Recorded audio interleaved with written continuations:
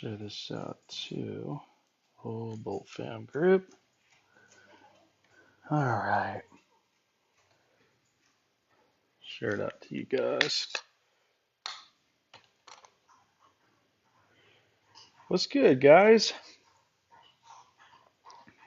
Welcome to the first ever TikTok Live with yours truly, a Chargers Syndicate. They kind of taken a hiatus for quite a while because I just had my newborn son, and I know I'm in. There you go.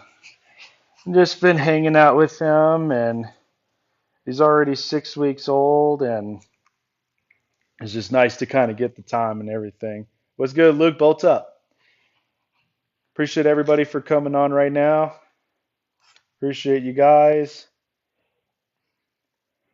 So definitely going to do this more often, more for just for live stream purposes, and then I will do more video uploads on YouTube for the channel. So if you guys haven't done so already, definitely like, share. Gifts are always appreciated, but not always necessary. Um, and then also make sure that you guys end up subscribing to the Charger Syndicate YouTube page as well on YouTube. Got a lot of Charger content. I know it's been quite a while. I've been on hiatus for it, but I'm but surely getting my way back in. Just been really, really, really busy, guys. But I appreciate your guys' time and patience. Um, but I figured I'd do this more often. I think it's easier for live streams. And then that way I can definitely upload it as well up and onto YouTube. So everybody up on YouTube can join in on the conversation as well. So next week is free agency, guys. I'm really excited about it. As you know, the Chargers right now are getting geared up to a position to where they'll have close to 100 million in cap space. And after releasing Mekhi Becton, Will Dissly, and also another player as well, the Chargers really are predetermined to really make big hits this free agency. As you know, the Chiefs had just recently traded away their star cornerback Trent McDuffie to the LA Rams, getting another first round pick and more picks in the future as well. So the Chargers know that this team, they know that they're going to be reloading again. After last year being embarrassed, not making the playoffs, it's clear that they want to reload, they want to get better. So I understand that. 99 million in cap space currently. Can still get over 100 million with Bud Dupree? Yes, we can. And that was the other thing too. I'll get into that a little bit more, but I wanted to talk more about just what we've done thus far. Whoops, sorry guys. What we've done thus far with cutting Mekhi Becton and Will Dissly.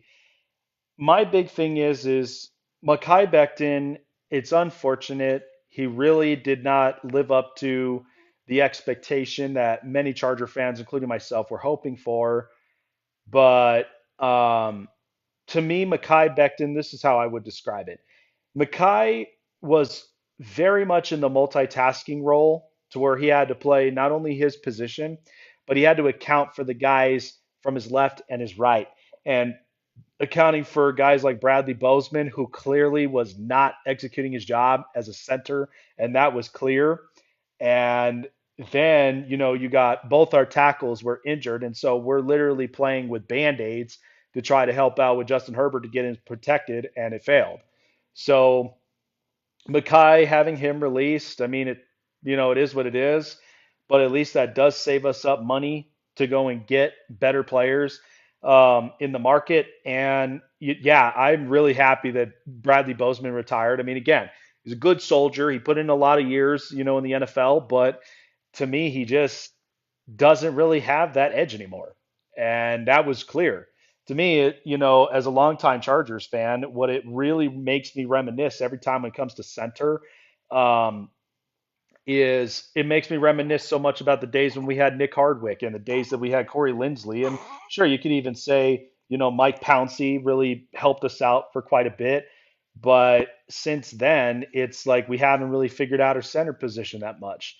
So that's one thing that the Chargers know they need to fix up Becton doesn't fit McDaniel's scheme, and personally, I'm glad he's gone. And that's true too. You think about the offensive coordinator that you bring in, Mike McDaniel, who I know is going to implement a better running offense because we haven't had that vibe since Shane Steichen.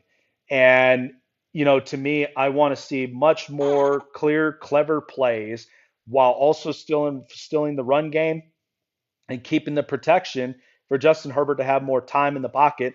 And now that and the funny thing is, everything that Justin Herbert has been built up to is building him for the moments in which that he will be prepared for now, because we've seen him sling the ball, we've seen him be a playmaker, and we've seen him now utilize a lot more of his legs to move around and get mobile. So I wonder now if having Mike McDaniel in the middle of the mix, you're going to have more of those clever offensive plays that he's been able to try to run in Miami and even in San Francisco, but now you're going to have it more unlimited because Herbert can use his legs and he can go and stretch for first downs. He can stretch more plays. That's the one thing that I'm excited to see. But yeah, it's just this interior offensive line has been disappointing, and it's been disappointing from the start. So, and I know everybody keeps telling me, "Well, Jake, your tackles are hurt. Your tackles are hurt." I said, but the thing is, what are you going to do with an atrocious interior line? It's just I just think that you need to have guys that are going to be one executing their roles as far as knowing the difference between a run and a pass block, two finding a lot of those Mike blitzes, whether it's a Mike linebacker, a Mike safety, somebody that's going to be coming in blitz packages, especially when you know how Kansas City runs their runs their safety blitzes each time with Steve Spagnuolo's defense. So that's the one thing that I just never understood why we weren't able to get those guys up and into the interior. It's crazy. Let's see. I'm gonna get to these comments here for you guys. Thank you all for joining in. Make sure you guys are following as well, and make sure that you guys subscribe to Chargers Syndicate as well. We're on our road to 1,000 subscribers as well, guys. I will have more videos uploaded as well, as I mentioned. McDaniel likes athletic linemen. Becton and Bozeman definitely aren't that. Glad Disley is gone as well. Dupree needs to go as well. The only tight end that should be brought back is Gadsden. Well, yeah, Gadsden obviously is a rookie, so he's going to be there, and we got him for a good amount of time. Yeah, Tucker Fisk, I do like, and to me that's the one thing was like Tucker Fisk has a build, like we utilize him in the tight end spots all the time, but it's like why not just try him up at fullback? He has the build, see what he can do as far as being a blocker. And I would very much like that because yeah, like I like the idea of Scott Madlock sometimes, trying to be a Swiss Army knife, but that can only get you so far until you really need somebody to fit into the front seven. So that's where I'm like I would save him more for the defense and really pair him up well with Jamari Caldwell, who's going to be in his second year, and then Tierra Tart, and even with Justin Boygby and what he's been able to do this season. So there's so many unlimited things that the Chargers really can do, but that's where they really have to address that. Um, they really have to address this the best way possible in this offseason. Will Disley, here's the thing. I mean, Will Disley, look, I liked him being as a blocker, more of a secondary type of, a secondary type of O lineman. That was the one thing that was the point on bringing in somebody like that because we know Gadsden was going to be the every single day tight end. And having Disley would work more into run blocks. He would work more into a secondary pass block if needed to. If we're trying to run slants, curls, we're trying to run short passes, and even he's a secondary receiver that we can dump off to if, in fact, all options are not on the table. So Disley, I appreciate him for putting in the contributions to the organization and really helping out in this offense. But I know for a fact we're going to end up gearing for another tight end. Will that be in free agency or will that be in the draft is going to be the question because a lot of the rumor buzz is, as we look at it, is Daniel Jeremiah is thinking we end up drafting Kenyon Sadiq from Oregon, which I think is nice. He's a good big body build. I also do think that he does have a lot of tangibles, But we know that like if you want the tight ends to get younger and you want to build around this for a future, and that's what Jim Harbaugh when he took this job, he wants to shape this roster around. Wants to bring in proven guys, wants to bring in guys that clearly will build for 3 to 5 years under this regime, and they're pretty much bargain deals. So that's the one thing that we know is his big tangible. I lost all trust in Disley after the Texans game, and man, I get it. I get it, and that's why I'm like, he was good for now, and then it was like we were done after that. I think Johnny Smith is a great fit for us. And see, I would entertain that. I would entertain a very good serviceable tight end like Johnny Smith, who now the Pittsburgh Steelers had released. He's very affordable, somebody that we could really put in there because, yeah, both Hayden Hurst and Tyler Conklin just were disappointments. But at the end of the day, um, at least Aronde Gadsden really showed his true stuff as a former receiver, converted up and into tight end, inside, outside, red zone, hash marks. He does literally everything. So that was the one thing I really loved about that, and I love breaking down his field to play at Syracuse, and I knew this kid would be great.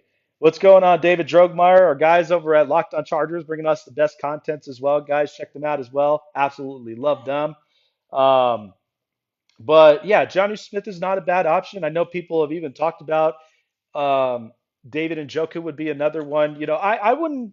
I personally, I think with David and Njoku, he is kind of getting to that point in his career where he's very physical, can block, and then at the same time, like he can serve as a secondary receiver as what we want.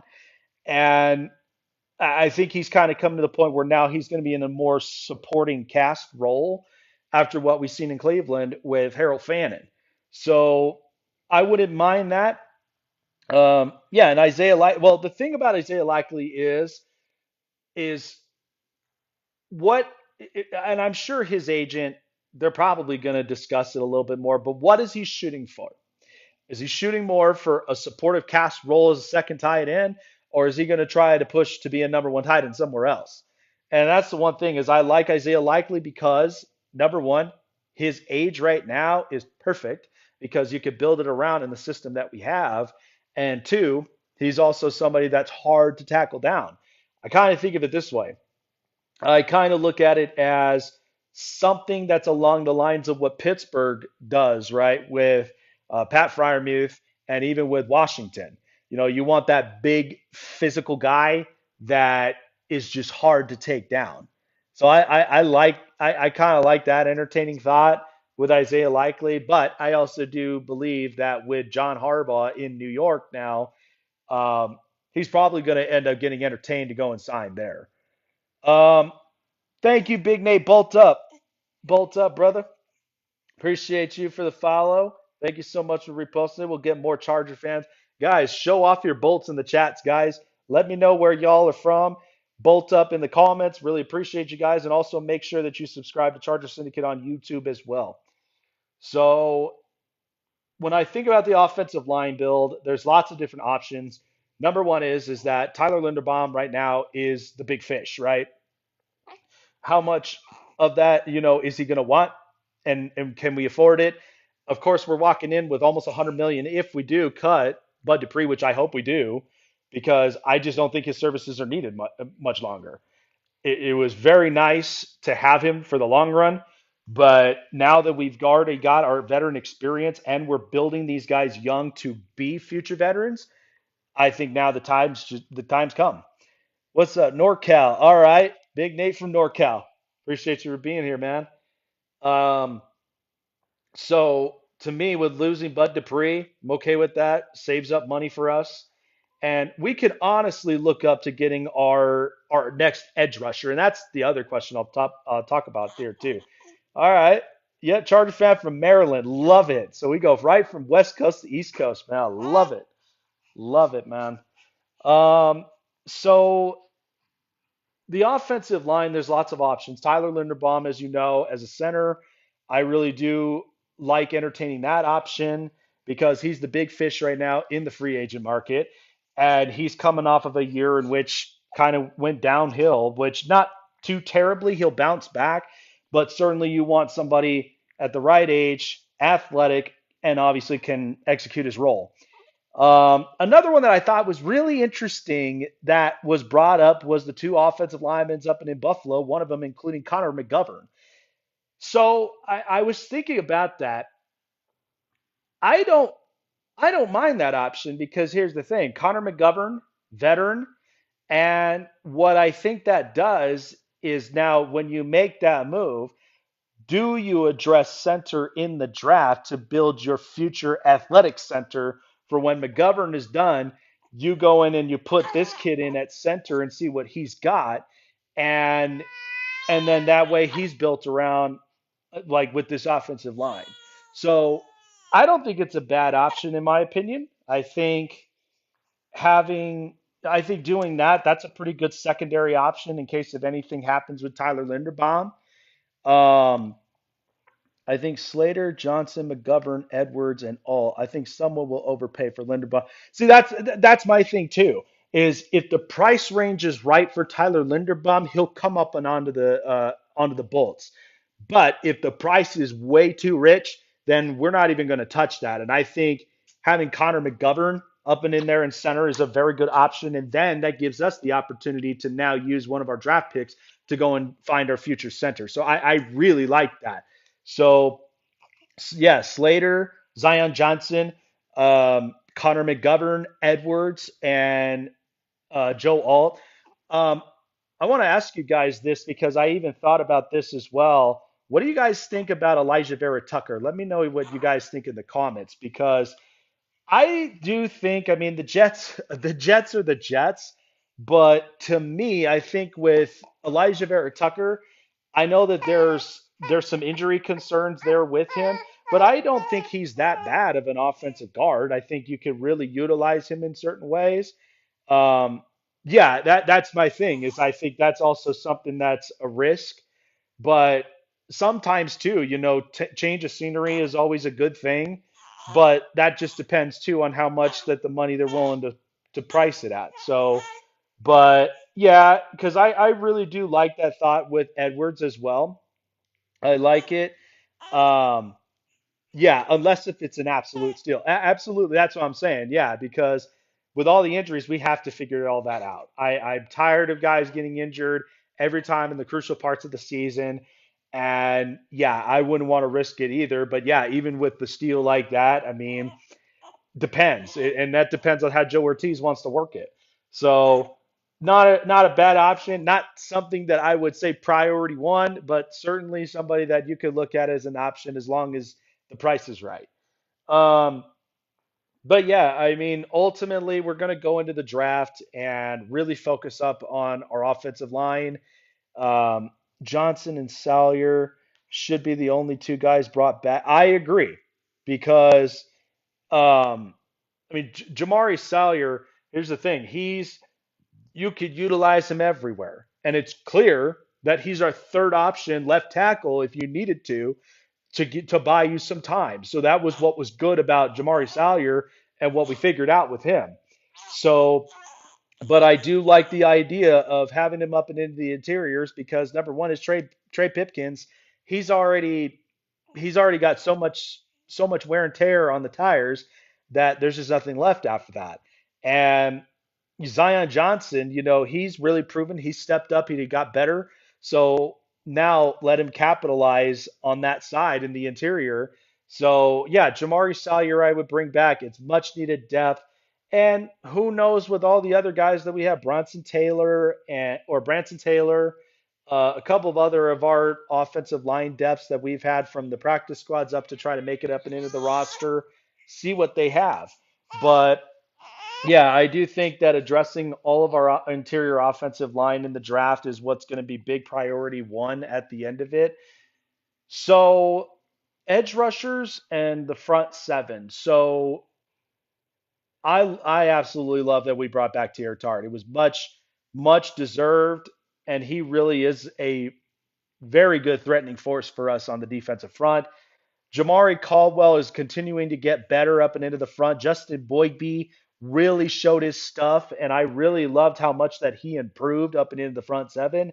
Um, and then even with Deshaun Hand and Delshon Phillips. So a bunch of guys up into that front seven really worked out well. But we really would like to capitalize on it. I would say it should be, you know, late rounds to looking up and into the defensive line. But if they want to go mid round on a defensive lineman, I'm not opposed to that. And free agency, you're going to have an awful lot of defensive linemen that are going to be much more affordable. They got a lot of veteran experience, and they'll fit in well with the way in which O'Leary, our defensive coordinator, what he's going to put together. Um, so yeah, I think our defensive front, there's still some pieces that I would look at, but I'm big on linebackers right now because we have not had, I mean, outside of Diane Henley, which he is always going to be our best linebacker, but there hasn't been much like pop out of the linebacking position. And so I don't know what what seems to be the issue on it. Now, I know what you guys are thinking too is when is Junior Colson going to pop? Because to me, I am waiting to see that. I don't want to move on from a pick that, is somebody that Navarro Bowman really looked at and saw and said, this kid really does have the good stuff.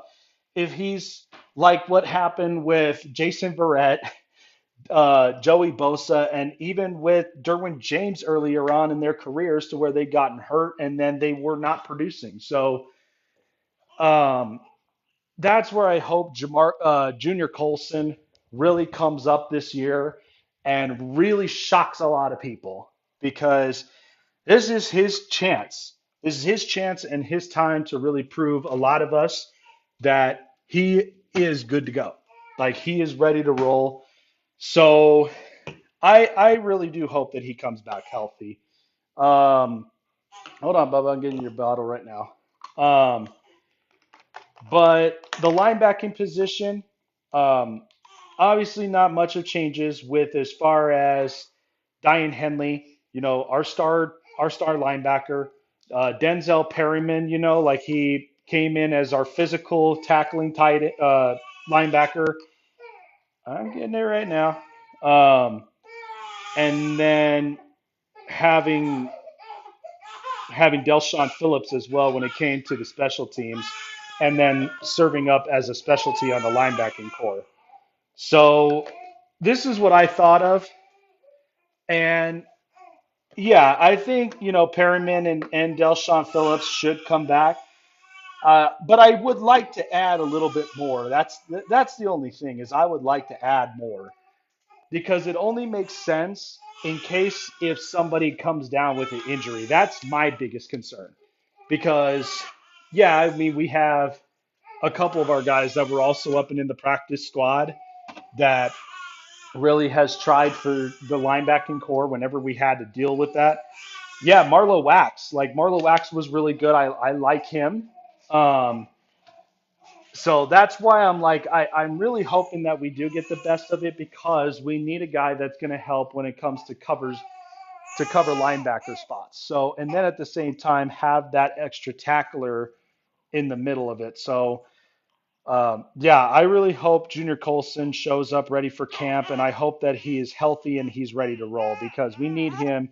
We need him more than anything, and hopefully to prove that he was worth that draft spot. So that's the one thing that I'm really hoping that Junior Colson really does, and comes back his healthiest, and he picks up right where he left off up in Michigan. So, alrighty, bud.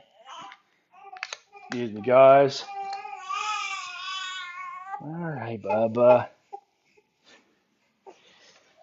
So then I look at, our secondaries. I mean, what can we say about our secondaries? Our secondaries have been doing really, really well. And, I would like, at least a small option type of secondary, much like what we've been doing with bringing in Benjamin St. Juice. Dante Jackson was an absolute steal that he was an absolute steal for a corner. And that's the one thing that I really have loved that he came up. and really produced for us very well, especially when it came to man-to-man coverages. Tarheeb Still, Cam Hart, and R.J. Mickens out and into the safety, giving him more playing time because I really do love with what R.J. Mickens is able to do, and that gives more leeway for Derwin James and even for Tony Jefferson to come in and be the other options as well up and in safety. And so with Derwin James leading the way and really managing this secondary core, like Chris O'Leary, he's really going to work this well. And for somebody that's worked under Jesse Minter, I'm really excited about it. And I think we pick up where we left off, but it's going to be even better because, for us, we're going to get better talent. We're going to get better on a lot of positions that we know that we've lacked over the last couple of years. And so that's the biggest thing. I think besides O line and D line, the next biggest need is wide receiver. So I was thinking about that. And we're rolling in this year where we know Keenan Allen wants to come back. I'm not opposed to it. To me, I know that he doesn't want to end his career in that fashion, and I don't blame him. But Lad McConkey, he definitely took a slight turn down in fantasy football this year, which really hurt a lot of fantasy owners. Quinn Johnston, I think he's improving, and I think he's getting better each time. And then you have our rookies that are going into their second years with Trey Harris and with Keandre Lambert Smith. So my big thing is like to me, I thought about it is like, what do we really need as far as just receiver type? Because we have a guy that's very creative at his route running skills with Lad McConkey with his feet, and then finding ways to get open to get first downs and stretch more of our plays on offense. Then we have Quinn Johnston, who's really stepped up because one, his speed and his route got better. He's gotten a lot better when it comes to possessions, and he's also been played into positions to where he's our big play receiver. The other thing is too is yes, he hurts Lad's progression, oh, okay. I'd like Keenan back, but he hurts Lad's progression. I agree, but I've always loved, as situational wide receivers. Um, I don't believe in Trey Harris at all. See, that's my only thing is like think about it this way. Remember where we were when we didn't end up believing in Quentin Johnston at that first year, and then we go into the second year, and he's kind of like, is he really that guy? And like, can he really, do a lot of wonders for us? And so it's kind of how I feel with Trey Harris because to me, there's not a ton in this position. There's not a ton of pressure, I think, on his shoulders when it comes to his build. That's just my perspective on it. And with Keandre Lambert Smith, what we've been able to see, during the games in preseason, and then seeing the games, he's played this season, why we haven't been able to increment him up and into the offense is beyond me. And I get it. It's always a depth chart thing, and it's also too your different packages, the way you want to put these guys. Um, but I would have thought Keandre Lambert Smith would have been ideal of our big play receiver because of his speed. But I agree, he does need to progress in other spots as well in order for him to really make this everyday roster, but then at the same time be a part of the everyday roster when it comes to some of our plays and some of our situations. So Trey is a good blocking receiver, but he doesn't have elite speed or separation. And I agree. And I think we kind of seen that a little bit with different builds from, Ole Miss receivers. I mean, you kind of have to think about it, right? I mean, we had Ole Miss receivers like AJ Brown and DK Metcalf and a couple of other receivers out of Ole Miss. And sometimes it does depend on like not only just the school you came from, but just the offenses that you've came from. So there is room for improvement when it comes to Trey Harris, but hopefully they do have speed, but we also know these are big bodied guys. So these are guys that um, can go up one on ones. These are also guys that can create the separations, but mostly, I mean, yeah, they use a lot of their athleticism and their speed. But with Trey Harris, the only thing is he's not built as a big body type, but he is somebody that if he continues to work on his routing and he continues to work on his feet work, hopefully now he could start building that back up. So, um, no, that's what I'm saying. He's not even that big. Like he's more of a guy that can be a little bit more elusive. So that's where I kind of look at it as, as far as receivers. I mean, you already seen the Buffalo Bills acquiring DJ Moore. I thought that was crazy, but they're pulling the trigger because Joe Brady, who was in Carolina in the past, knows exactly how um, he knows exactly how to utilize DJ Moore. So that one was pretty impressive for the Bills to go and get, and only just for mid round picks is not bad. Um, but that's the thing is I look at the receiver market and I just am kind of curious of the type of scheme we're trying to run, who we honestly should go for because to me everybody entertains the thought about Tyreek Hill, but how much of the speed is he going to lose than what he had before the injury? That's the one thing that I'm scared of, and I wouldn't even want to touch that, especially with the locker room. Um, Alec Pierce, I actually do like Alec Pierce, but my only thing is do we put him up and into the slots? Because there are some guys that we've utilized everywhere, from the slot to the outside. So, with Alec Pierce, I really do like how much of the progression he's been doing well in Indianapolis. And when you saw with how Indianapolis's offense was running with uh, Michael Pittman, Josh Downs, and Alec Pierce, it's perfect. Alec Pierce is a true X. Clinton Johnson at the Y, Ladd in the slot. Okay, I like that. I like that idea.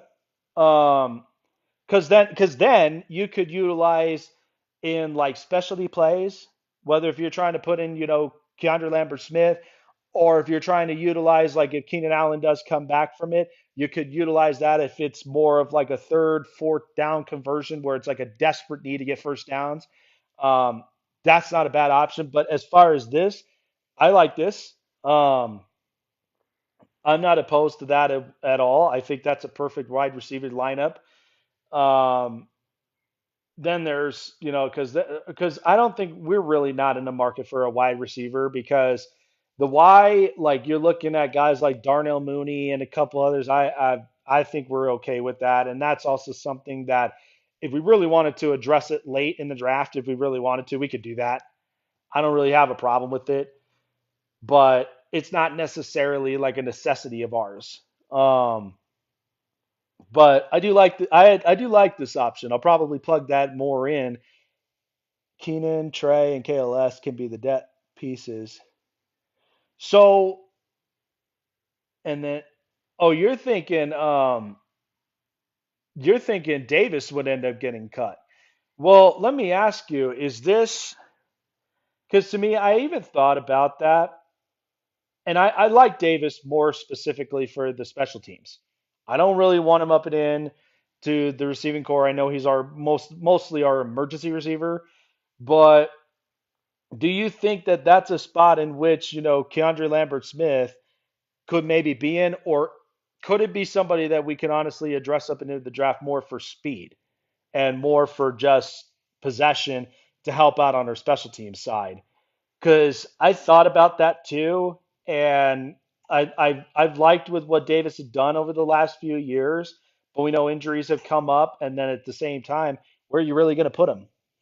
So yeah, I don't know about that one. That's interesting. What do you think? Because I know we definitely have to solidify our returner. That's without a doubt. I think we can bring in a third running back that has special teams, and KLS was used at returner too. That was my thought. So if KLS comes in as a returner, you know, I'm not opposed to that one. I think that really is smart. And so I was thinking about this. The running back position because Amari Hampton's coming back from an ankle injury, and we have Kamani Vidal. And we know we're probably not going to end up bringing back Hassan Haskins. Ladd is a good punt returner and KLS a kick return. Okay, so yeah, that's what I would think. I would think that's probably much more preferable. Knowing Ladd, he's got great hands, and my dream third running back would be really Kenneth Gainwell. That's interesting. I like that. Because I was thinking about this all week. I know for a fact that the Chargers want to roll out a running back trio, no doubt about it. And I at first thought of what if we brought in a guy um, like David Montgomery, for example. Well, obviously now we can't because now he's up and in Houston, and unfortunately, I don't know what the Texans are mostly doing. They're focusing so much on up and on the ground game.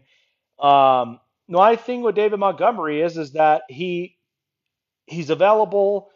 He helps out as well to getting Hampton back into 110%. And it also helps too, where we also have secondary pass catchers that are up there between Hampton and Vidal. Um, Gainwell would be that true receiver threat out of the backfield. Okay, yeah, I think about that one too. I like it. Because yeah, I thought of him. I thought of honestly, I thought of J.K. Dobbins for a second, but I don't think we're going to honestly end up doing that route. It was nice when we ended up having him at the time being, and he was affordable, but I don't think we're going to end up, going that route because of injuries and availability. Um, but yeah, I'd entertain Kenneth Gainwell. I think having that secondary pass catcher, because to me, I'm seeing a bit of the vision where I could look at uh, an option to where it's kind of like what we had with LaDainian Tomlinson, Michael Turner, and Darren Sproles. So I feel like we're kind of trying to revive something similar like that, where we have three really good options, and then there's another option there that we could utilize either for pass block and whatnot. Because that was my biggest thing when it came to Hassan Haskins was why are we running the football with him in situational stuff when he clearly is a hell of a blocking running back? Because that would have been our secondary blocker right up from the get-go. So I never really understood that part. Um, but yeah, I would entertain Kenneth Gainwell. And like I said, I would still entertain a few other options because we know Brees Hall, the Jets are going to probably want some sort of package with him. And um, and I think with Travis Etienne, from the latest that I've heard, is that the Chiefs now are trying to pursue him. So there's that for you. Hang on one second. The latest that I've heard is that the Chiefs now are trying to pursue him. So there's that for you. Hang on one second. For you. Hang on one second.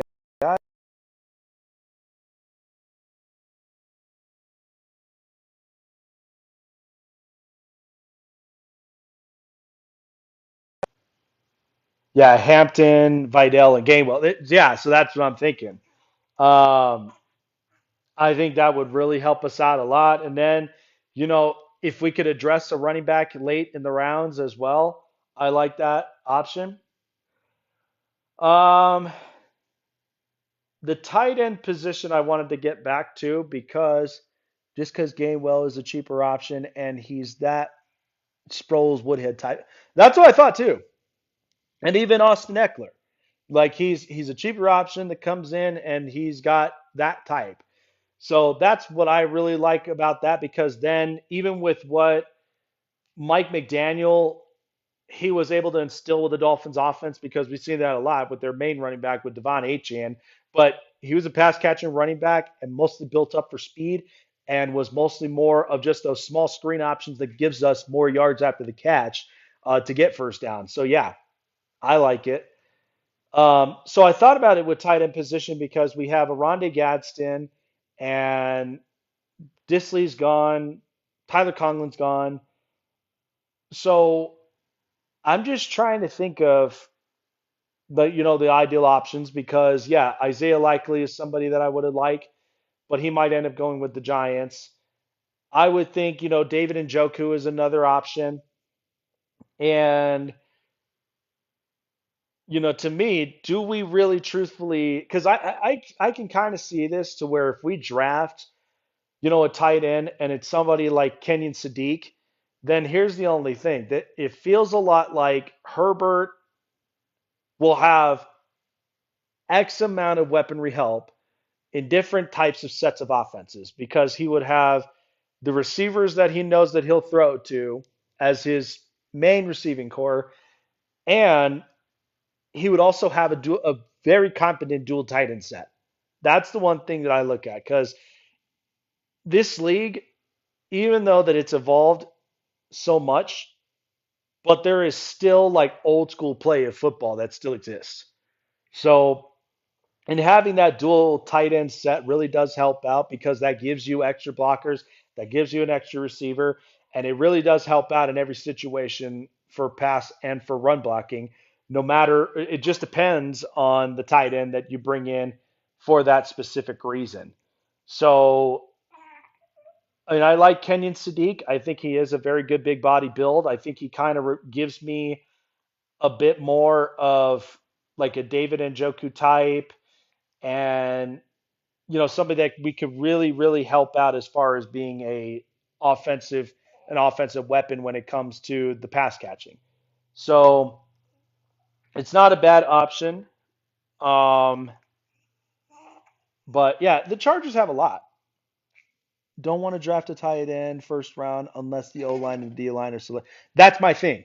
That's exactly with what I was thinking too. Because I thought when Daniel Jeremiah pointed that out, I really questioned it because I wanted to see what we did in free agency first. Because I was like, okay, that makes a lot of sense, but we got to solidify the offensive defensive line first. So, um, one of the latest mock drafts had us taking a corner. So I thought about that too because to me, we really do have solid corners for right now. We do, but I would love to add another that really helps to boost up our secondary. Um, which that's interesting because if that's the case, then that means that we went tight end, O line, and D line in free agency, and then we're getting more younger in certain positions to build around. So what does that mean? Does that mean we go corner like you mentioned? Does that mean we draft a linebacker? Does that mean that we end up drafting another D line, O lineman as well? I would really hope for us to draft O line depending on who we sign, because there may be one of them that we either sign for long term, i.e., Tyler Linderbaum, the price is right, or somebody else in that regard, or you sign someone like Connor McGovern, get veteran in here right now, and then draft your successor for the future to bring in and plug in, and then we'll be okay from there. So you guys have no idea. We have so many options with free agency and with draft, but that's where we need to get aggressive at it the most. I mean, this is Jim Harbaugh's third year in this organization, and what he's been able to do for us in 2 years is one, build our culture, two, bring in more weapons to really help out with Herbert and trying to figuring out the offense to make it much more balanced of both the ground game, um, offensive play, and then at the same time have a shutdown type defense and also guys that can really get into the pass rush. So, oh yeah, that's another thing. The edge rushing position. So Khalil Mack is obviously not retiring, and he wants to come back for one more year. We're entertaining that thought with bringing him back because he's still got more juice in the tank. And then, there's a Dafe Yahweh. My thing with our edge rushing position, because we are trying to really reload on an edge rushing group that once had Joey Bosa, once had Melvin Ingram, once had, Achino Owosu, which to me, I'm always going to be heartbroken with Achino Owosu but again, the price had to be paid. Um, but the way that I look at it is I would obviously want somebody that still has enough juice in the tank with Khalil Mack, and I want the edge to be Tuli Mack Owe, another vet. And yeah, see, that was my big thing is I was very big on Kyle Kennard out of South Carolina because South Carolina's front was that good. And that's why I'm really hoping that Kennard uh, can end up taking that because he's got power, he's got very good speed. So that's the one thing that I'm hoping that Kennard does. But so this is the other thing when I think about a veteran edge rusher, right? Is who do we truthfully look at? Because we know I don't see us getting Trey Hendrickson. I'm not even entertaining that because to me he's a one-trick pony. He only cares about getting the sacks up on the quarterback, and he sucks against the run. Never, ever, ever would I even entertain a thought like that. Um, the only thing that I think could be very entertaining is Bradley Chubb, because I think what he's been able to do in Miami was he could play both the edge and but he's more geared towards stopping the run because you already have Thule, you would have Khalil Mack, and you would have Adafe Yahweh, right? And then Kennard to go on top of that. But if you add in like Bradley Chubb, like he's very good up and against the run, so that gives us more power up front to stopping the run and create more three and out possibilities. Could bring Bosa back as a rotational piece. I think so. I can understand that because Joey Bosa, this is the healthiest he's ever been in years. But to have him paired back up with Khalil Mack again, and that and now with Adafe Yahweh, and I thought about that too because could Joey Bosa probably have the same not reality check in this sense, but have the same kind of deal with Khalil Mack or with Keenan Allen, where Keenan had to leave for a year and then comes back the next year and understands exactly our plan, right? I wonder if Joey Bosa would have the similar style. Uh, but that's a very good rotational piece. Um, and I can't think of anybody else as far as the edge rushing market right now. Yeah, no, but and that's the thing. Bosa definitely understood his role in Buffalo because with all the rest of the edge rushers that they have from Greg Rousseau and AJ Epinesa and who they're going to be bringing in as the future pass rushers. I mean, Phillips is out there, but he's going to cost more. That's another thing too, is with Delshon Phillips, he's probably going to want a little more extra pay, and that's fine. You go and test the market out that way, but yeah, because to me, I feel like we need to get tacklers. Oh, not Delshon. Oh, Jalen Phillips. Yeah, yeah, yeah, yeah. My bad. Yeah, Jalen Phillips is out there, but I agree. I think Jalen is going to end up costing more. But that's another thing too, because if you think about it, would you rather pursue Adafe Elway or Jalen Phillips? So that's the other thing that we're kind of at a crossroad with. Because I really like both of them. I really like him. And I agree. I think Elway really would help us out because he's already in the system and he knows exactly our culture and what we're doing up on defense. So Jalen, I think, is probably going to end up going somewhere else that's going to pay more. Um, trying to think of too, because we definitely do need tacklers, in my opinion, when I think about it, because if we don't have that, then we like the at least with the extra attacker, then that might not benefit us, especially with defensive packages that Chris O'Leary is going to do. And I say that because we do have our coverage linebacker with Diane Henley, who could basically do everything. Denzel Perryman, who comes up as our tackler, but we know that like we want to have a secondary guy in the middle of that in case of injuries, and then having a tackling outside edge in the middle of the rotation that can just go up, stop the runs, give us at least our sacks when needed when the opportunity's there, and helps out with a lot of three and out situations. So and then plus two. the pressures can also help to feed to help the secondary more to getting the ball back because that's going to force a quarterback to end up making a mistake and now the ball's up and in the air and then the secondary they're going to want to go and get turnovers.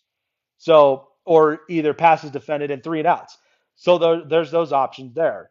Um, but yeah, there's a lot.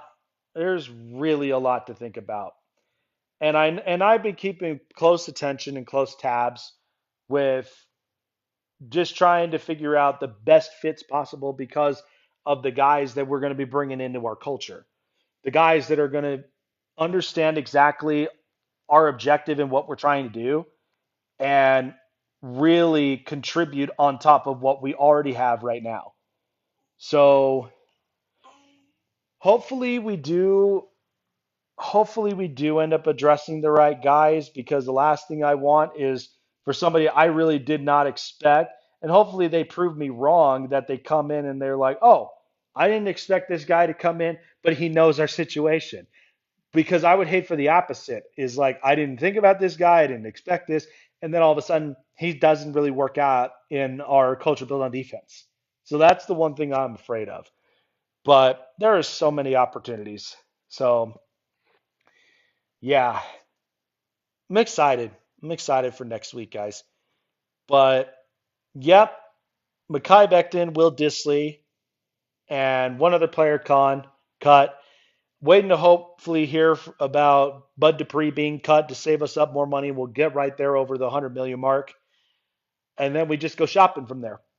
So there's a lot of options, a lot of key quality players, and hopefully, hopefully by this next go around, this really helps us to get over the top. Because I'm with all of you guys as well. I'm tired of us having the narrative that we can't get it done. Tired of it. And we haven't been able to win a playoff game since 2018. So this is only the step in the best direction for us right now. Harbaugh built our culture, addressed up players that we know that fits exactly the culture. Now, this is the year in which you have enough of the money to spend, get aggressive with it. Because there are going to be other teams that are going to get aggressive with spending their money. I mean, Tennessee is going to get aggressive. Who knows what the Raiders are going to do with their cap space? Um, Many teams that are up there in the top 10 of cap spaces, they're going to get aggressive from it. And then even the teams that are releasing cap space to try to reload and try to get more players, they're going to want to get aggressive too. So we do not want to end up being the team that takes a step, like that misses a step. We want to be the team that gets aggressive. We want to get aggressive too. So we do not want to end up being the team that takes a step, like that misses a step. We want to be the team that gets aggressive. A step, we want to be the team that gets aggressive.